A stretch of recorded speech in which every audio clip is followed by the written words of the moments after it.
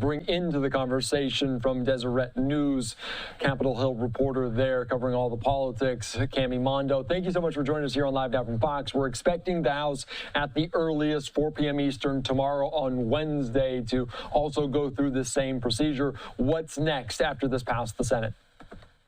Absolutely. So I think sometimes it gets a little lost in the conversation that this whole CR, yes, we will be reopening the government, but it's really just putting a temporary extension on that deadline that's going to be going to the end of January. So we still have a lot of work ahead to get all of those full year spending bills done. They are going to be passing 3 of those. There are 12 total. They'll be passing 3 as part of that CR tomorrow, but there's still a lot of work ahead to get the rest of those 9 finished. And it's been a while since the House has been in session, more than a month's time. Of course, the government shutdown going on. There's been a lot of controversy around that. Mike Johnson saying he did what they needed to do, passing this CR. You say 4 p.m. Eastern. What's it going to look like tomorrow? How busy is the House going to be, not just tomorrow, but over the next few weeks, barring this moves forward? Absolutely. As you said, they've been out for about 53 days now. It'll be 54 when they finally do come back into session. And Speaker Johnson was saying earlier this week that they're likely going to have to add a lot of days to the schedule. Like, for example, next week, they weren't supposed to be in on Friday, but they've already added that as a day in session. So you're probably going to see them start adding days to the calendar so they can start getting work done. They have a lot of things to do. They're going to be swearing in a new House Democrat who's going to be signing on to that Epstein discharge petition, so we're going to start seeing that coming through. There's a lot of tension on a congressional stock trading bans that was going on before they went on recess. You can expect that to pick up again. So there's a lot of wheels turning, and I'm sure they will hit the ground running when they're back in town. Yeah, and of course, obviously expected to pass tomorrow. But what are the Democrats' strategy? Because obviously we saw those 8 come across the aisle to break the filibuster in the Senate. Are the Democrats in the House? We've heard Hakeem Jeffries speak almost daily about this shutdown. Do they have anything planned to potentially delay this as well? There is a chance that tonight, when the House Rules Committee meets, that Democrats will show up to that and try to introduce as many amendments as they can. None of those would pass, but it does require debate time, so it could drag on for a few hours, maybe through the night. That's one way they could try to delay. Hakeem Jeffries also could do a magic minute speech on the floor if he wanted to delay things further. We've seen him do that with previous votes. But for the most part, it's kind of a losing battle on that end because we do expect it to pass. A few House Democrats could even cross party lines to do so. There aren't any who have said so publicly, but there are a couple moderate Democrats who could cross party lines. So we do expect it to pass. And I think we saw one similar with Hakeem Jeffries, that magic minute that extended for multiple hours, tens of hours recently. Is that the one I'm thinking of?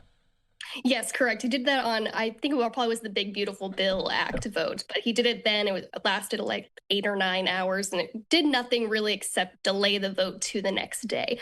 So it's possible we see that, but it won't delay, won't make the vote not pass or anything like that. All right, very good. So we could see an extended session tomorrow. We'll see how outspoken, how much really the vocal cords are ready for it tomorrow. Before we move too far forward, let's go back a little bit in time, because last night, obviously, that vote taking place there in the upper chamber in the Senate, and it was those 8 Democrats that did come across the aisle. We've seen some familiar faces in terms of John Fetterman. We saw Catherine Cortez Masto out of Nevada. But in terms of these 8, obviously we heard Bernie Sanders calling them out. They've been labeled betrayal, calling them pathetic. We had the leader of the Senate Democrats, Chuck Schumer. He did vote no on this. But what's the viewpoint of these individuals that came across the aisle to eventually open this government?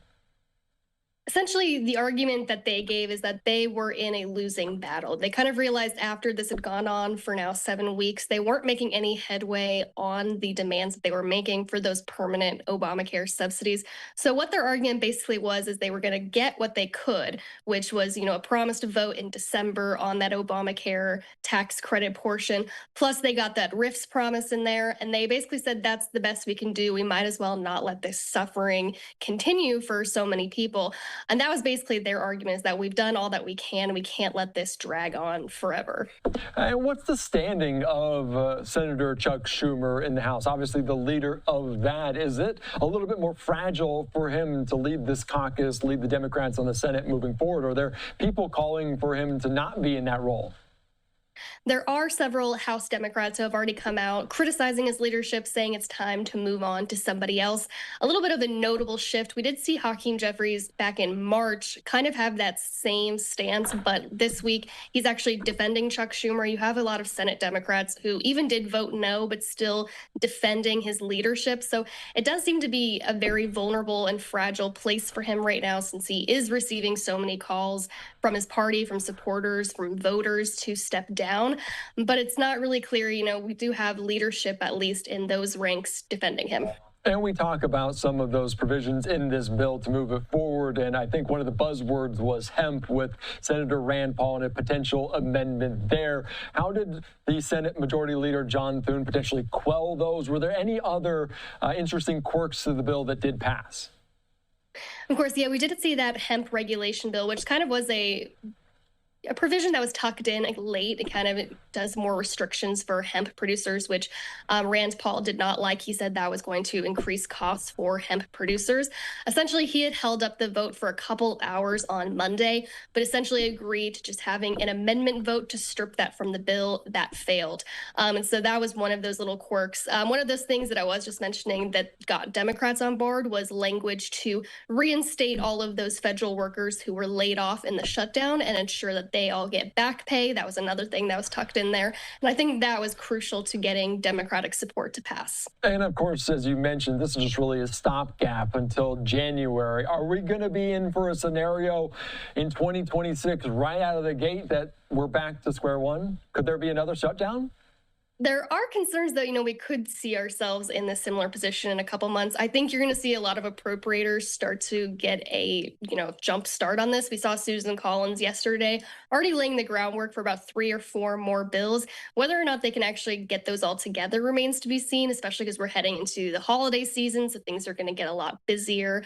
We're going to see lawmakers, going out of town more often. So I think January will be crunch time, as we've seen again, and we'll see if we have to go through this all over again. And I have to ask you, because they talk about there will be a debate, a vote on those Affordable Care Act subsidies. That was really the heart of the shutdown from the very beginning. What could that look like? Because obviously it's been a tense moment. Obviously neither side really wanting to budge one way. What could that look like in the new year?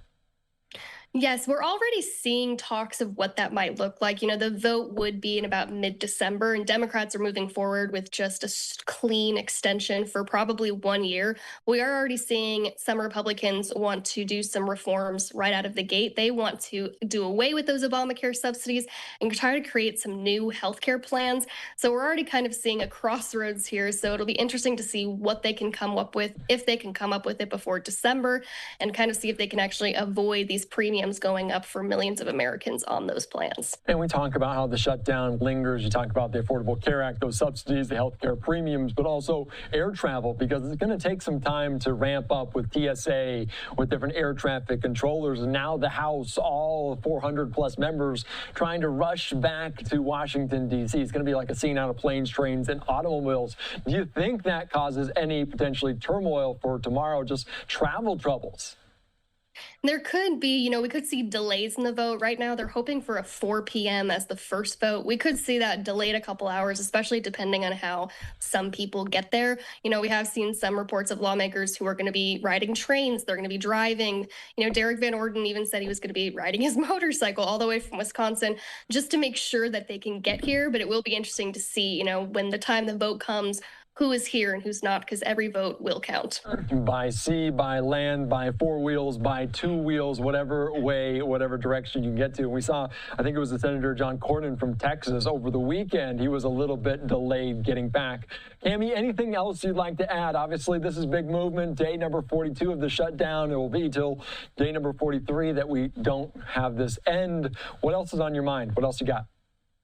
I think just watching to see how quickly they move through these spending bills, how quickly they can actually get these bipartisan discussions on. We saw that it took, week 7 of this 7-week shutdown for them to finally come together for a bipartisan agreement. Hopefully, they can come to an agreement on that before we get to the January deadline. Yeah, hopefully we're not in for a Groundhog's Day. It's felt like that over the last 42 days. I don't hope for that. I don't think anyone has that on their New Year's resolution for 2026.